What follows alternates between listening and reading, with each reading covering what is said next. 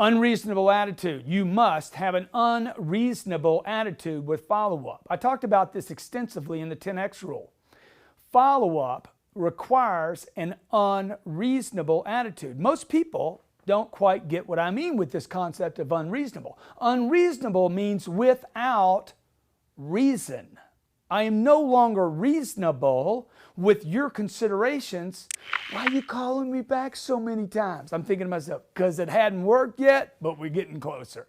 See, last time I talked to you, you just weren't interested. This time, you're a little pissed off at me. See, I'm going to keep pushing, yes, I can still say that word in the United States of America. I'm going to keep pushing because I believe in my product, I believe in my company, I believe in my service, and I'm willing to be unreasonable even though you don't like me calling you at 4 o'clock in the afternoon on a Thursday after I've called you 12 other times, done 2 personal visits, text you 4 times, had a friend call you. I'm still calling you. Oh, by the way, the 2 handwritten letters didn't go anywhere except in the trash can.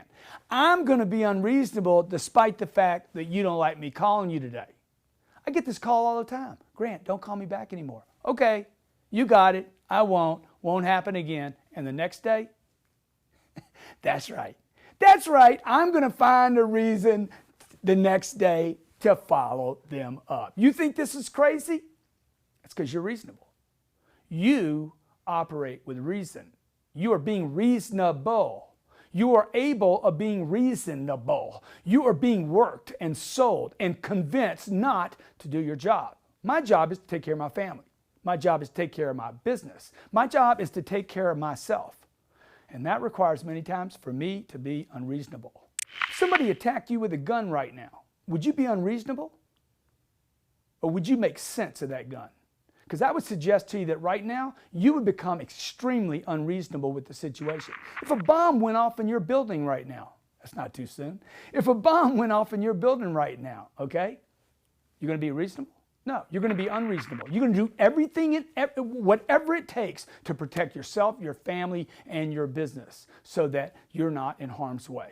Be unreasonable. Have an unreasonable attitude when it comes to follow-up. Figure out a creative way to follow up.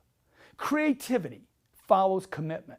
Your commitment must be so unreasonable that you keep popping with ideas about how to follow up even long after a client has said, time out, man. Don't ever, ever, ever call me again. I actually had a client do this to me. I called him 15 times, 5 times one day, 5 times the next day, the 15th call in 3 days. He never called me back, not one time. Never, not one time. My wife even said, my God, Grant, my God, how can you call this man back 15 times in 3 days? Baby, he hadn't responded to, it hadn't worked. The definition of follow-up is seeing something all the way through. What should I do? Call him 15 times and quit?